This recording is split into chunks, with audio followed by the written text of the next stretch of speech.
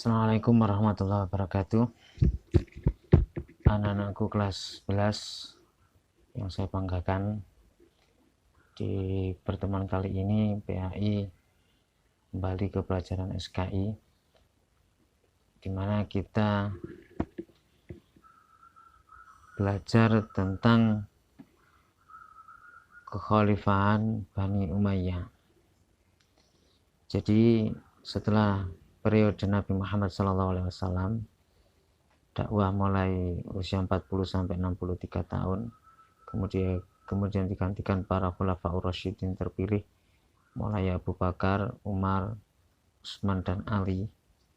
Nah, di saat pemerintahan Ali ini ada kubu lain ya, yang dipimpin oleh Muawiyah. Nah, dari Muawiyah inilah setelah pemerintahan Ali ada kekhalifahan, dikatakan Bani Umayyah karena berbeda dengan kekhalifahan Khulafaur Rasyidin yang dipilih pemimpinnya. Yang ini adalah sistemnya kerajaan, maka dikatakan Bani karena pemimpinnya itu keturunan dari Muawiyah.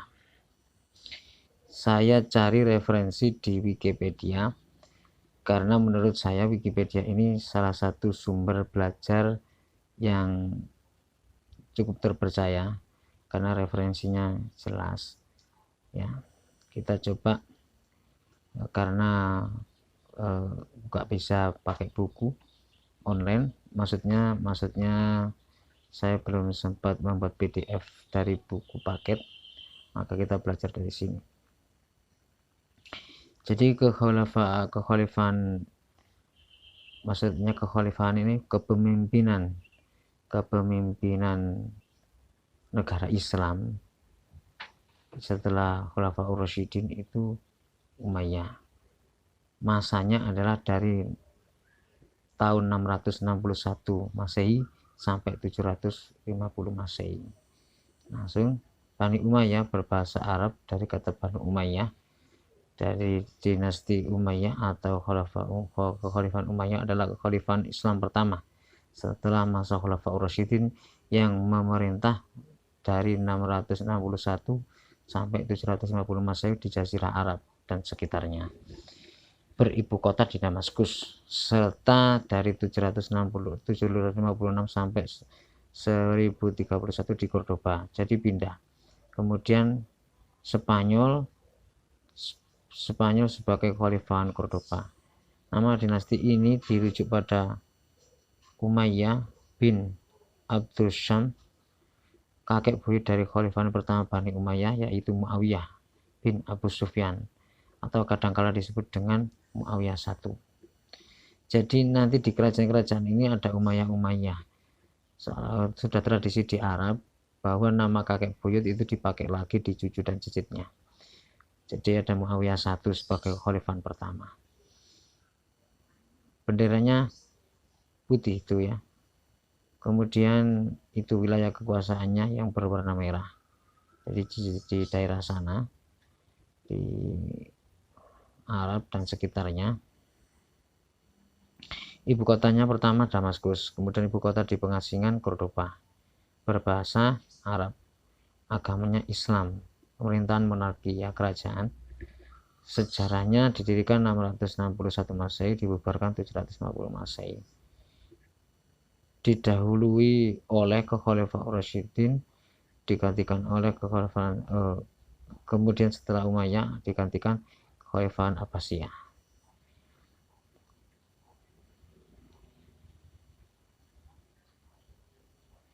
Coba kita lihat masa keemasan. Jadi kita belajar sejarah Islam itu, kita biar tahu bahwa Islam itu pernah jaya dan pernah runtuh.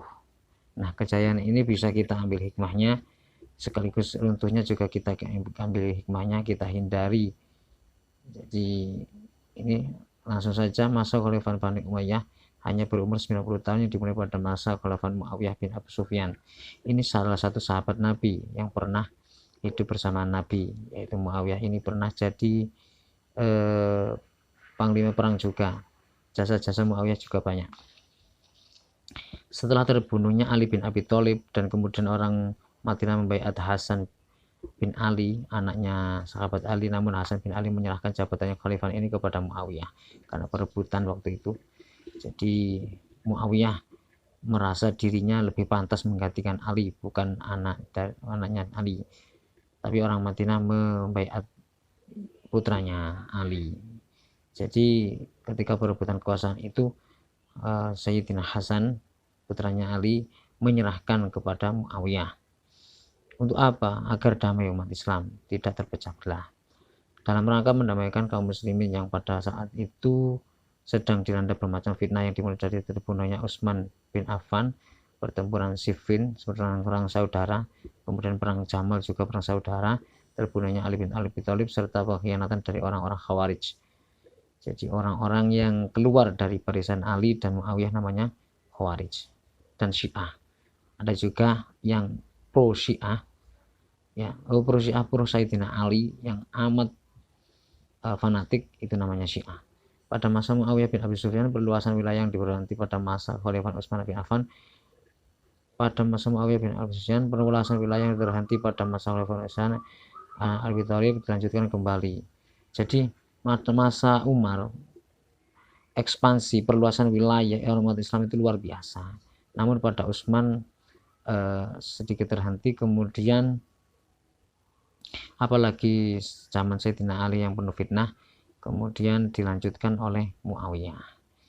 Ya, dimulai menaklukkan Tunisia, kemudian ekspansi ke sebelah timur dengan menguasai daerah Khurasan sampai ke Sungai Oxus dan Afghanistan sampai ke Kabul. Sedangkan angkatan lautnya telah mulai melakukan serangan-serangan ke ibu kota Bizantium dan Konstantinopel.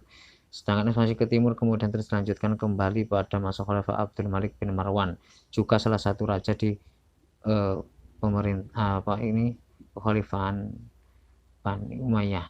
Abdul Malik bin Marwan mengirim tentara menyeberangi Sungai Oxus, berhasil menundukkan Balkanabad, ya ini ya, Bukhara ini sudah termasuk tanah waktu itu Uni Soviet, ya, Bukhara ini, karena di sana tempat lahirnya Imam Bukhari di saat kemudian. Tentaranya bahkan sampai ke India, menguasai Balochistan, Sind, dan daerah Punjab sampai ke Multan. Makanya di India juga ada Islamnya, karena dulu Islam sampai ke sana. Ekspansi ke barat secara besar-besaran dilanjutkan pada zaman Walid bin Abdul Malik. Pada pemerintahan Walid adalah masa ketentraman, kemakmuran, dan ketertiban. Umat Islam merasa hidup bahagia pada masa pemerintahannya yang berjalan lebih kurang 10 tahun. Itu tercatat sesuatu ekspedisi militer dari Afrika Utara menuju wilayah barat daya benua Eropa, yaitu pada tahun 711 setelah Aljazair, Maroko dapat diruntuhkan. Banyak wilayah-wilayah Uni Soviet, ya, sebelum pecah itu banyak yang dimasuki Islam. Pemimpin pasukan Islam dengan pasukannya menyeberangi selat yang memisahkan antara Maroko, Maghrib. Maroko itu kalau kita menyebutnya Maroko, kalau bahasa Arab namanya Maghrib, dengan benua Eropa, dan mendapat di suatu tempat yang sekarang dikenal dengan nama Gibraltar, Jabal Torik. Tentara Spanyol dapat dikalahkan. Dengan demikian Spanyol menjadi sasaran ekspansi selanjutnya. Ibu kota Spanyol, Cordoba, dengan cepatnya dapat dikuasai. Menyusul setelah itu kota-kota lain seperti Seville, Elvira, dan Toledo yang dijadikan ibu kota Spanyol yang baru setelah jatuhnya Cordoba. Pasukan Islam memperoleh kemenangan dengan mudah karena mendapat dukungan dari rakyat setempat yang sejak lama menderita akibat kekejaman penguasa. Nah, di zaman Umar bin Abdul Aziz, serangan dilakukan ke Prancis melalui pegunungan Pyrenea. Serangan ini dipimpin oleh Abu Rahman bin Abdullah al-Ghafiqi yang mulai dengan menyerang Bordeaux, apa ini cara bacanya, ya, Politir. Dari sana dia mencoba menyerang Tours, namun dalam peperangan yang terjadi di luar kota Tours, al-Ghifiqi terbunuh dan tentaranya mundur ke Spanyol.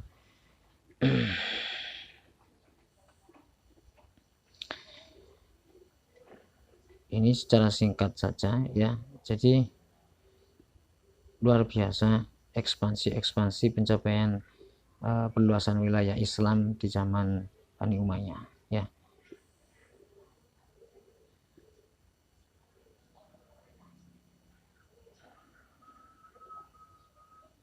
Kita kembali dulu, kita cari yang pokok saja. Aduh kok kembali.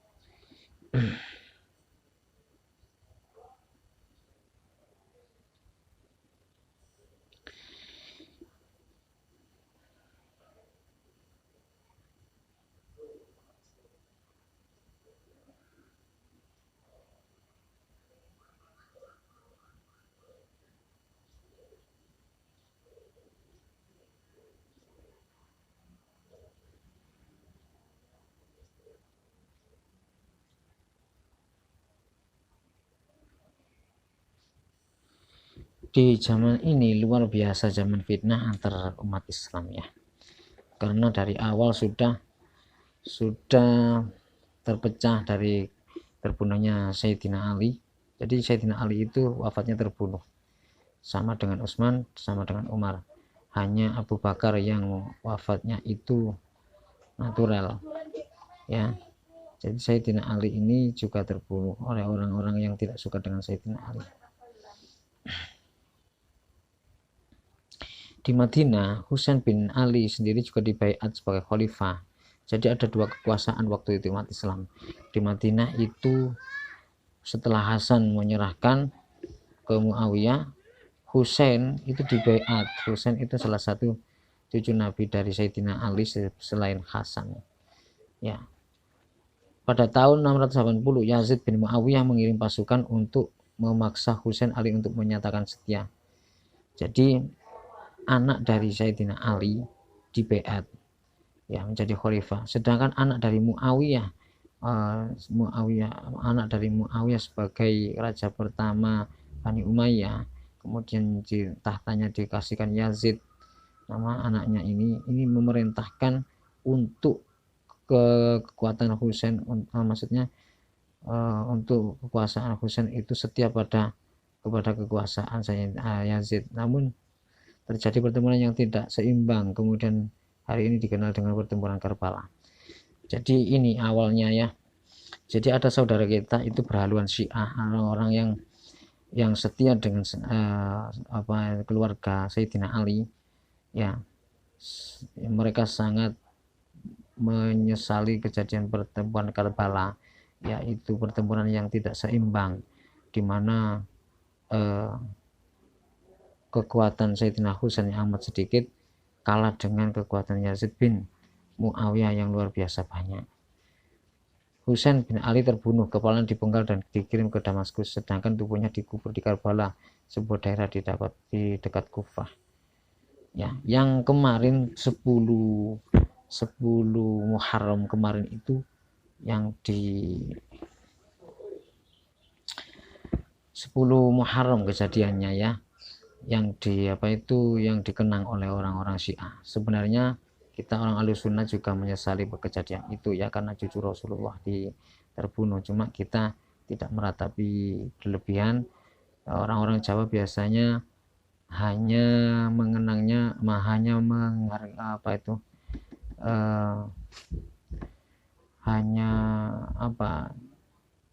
tidak boleh ada, kalau di Jawa itu orang Islam biasanya mengenangnya dengan cara tidak boleh ada pernikahan, tidak boleh hura-hura kebahagiaan yang berlebihan di bulan 10, di bulan Muharram, terutama tanggal 10, untuk menghormati kejadian itu, di mana umat Islam sebenarnya ya sangat menyesali kejadian itu karena cucu Rasulullah terbunuh ya. Tapi kita Ahlussunnah tidak berlebihan ya, tidak berlebihan. Kelompok Syiah sendiri yang tertindas setelah kesyahidan pemimpin mereka Husain bin Ali terus melakukan perlawanan dengan lebih gigih, dan diantaranya adalah orang yang dipimpin oleh Al-Mukhtar di Kufah pada 685 sampai 687. Al-Mukhtar mendapat banyak pengikut dari kalangan kaum Mawali, yaitu umat Islam bukan Arab, berasal dari Persia.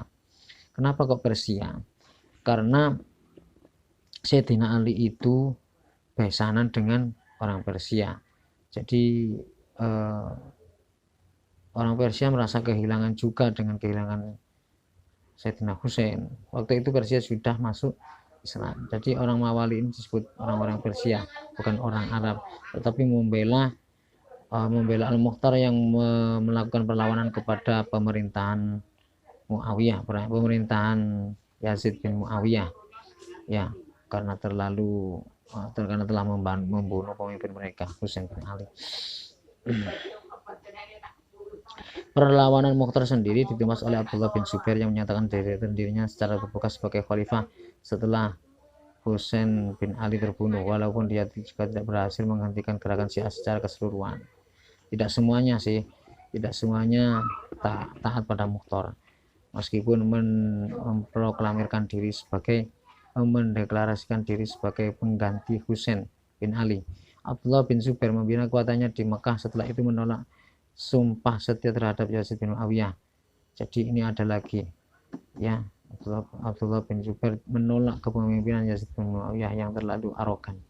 Tentara Yazid bin Muawiyah kembali mengepung Madinah dan Mekah secara biadab. Akhirnya Yazid bin Muawiyah marah, kemudian menyerang Madinah dan Mekah yang tidak setia terhadap kepemimpinan Yazid bin Muawiyah. Dua pasukan bertemu dan perang itu tidak terhindar, namun perangan ini terhenti karena tak lama kemudian Yazid bin Muawiyah wafat dan tentara Bani Umayyah kembali ke Damaskus. Pemimpinnya wafat, Yazid, kemudian tidak lagi penyerangan, kemudian kembali ke Damaskus.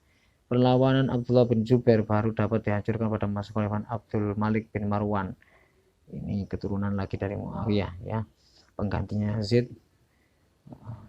Kemudian menghancurkan pemberontak menurut mereka, yaitu Abdullah bin Zubair, karena tidak taat, yang kemudian kembali mengirim pasukan Bani Umayyah dipimpin oleh Al-Hajjaj bin Yusuf As-Saqafi dan berhasil membunuh Abdullah bin Zubair pada tahun 73 Masehi, 73 Hijriah. Setelah itu gerakan-gerakan lain dilancarkan oleh kelompok Khawarij dan Syiah juga dapat diredakan.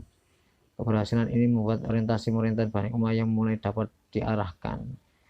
Ketika yang memberontak makin sedikit dan habis, kemudian bisa fokus ke pemerintahan Bani Umayyah. Diarahkan kepada pengamanan daerah-daerah kekuasaan di wilayah timur meliputi kota-kota sekitar Asia Tengah.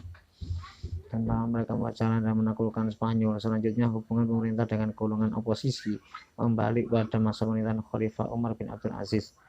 Jadi ketika zaman Umar bin Abdul Aziz, salah satu raja dari Bani Umayyah, itu mulai terkendali pemerintahan, di mana golongan-golongan oposisi sudah mulai bisa dirangkul, di mana waktu dirangkat sebagai khalifah menyatakan akan memperbaiki dan meningkatkan negeri-negeri yang berada di wilayah Islam agar menjadi lebih baik dan dari mana-mana ulasan, di mana pembangunan dalam negeri menjadi prioritas utamanya, meringankan pajak, meringankan zakat, kedudukan mawalis disesuaikan dengan Arab.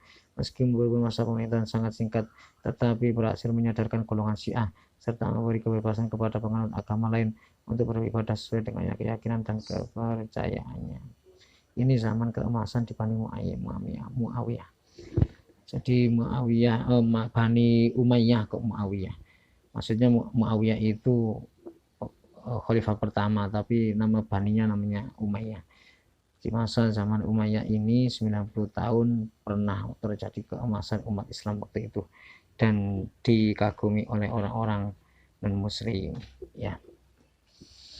Kemudian ada penurunan, ini kita bahas di lain waktu. Masa penurunan dalam arti penurunan kualitas Bani Umayyah, ya. Jadi berkali-kali Islam ini ada masa keemasan, ada kehancuran. Setelah Umayyah nanti ada zaman Abbasiyah, kemudian Turki Utsmani yang kita bahas di kelas 11 ini. Terima kasih telah mengikuti pelajaran SKI pada hari ini.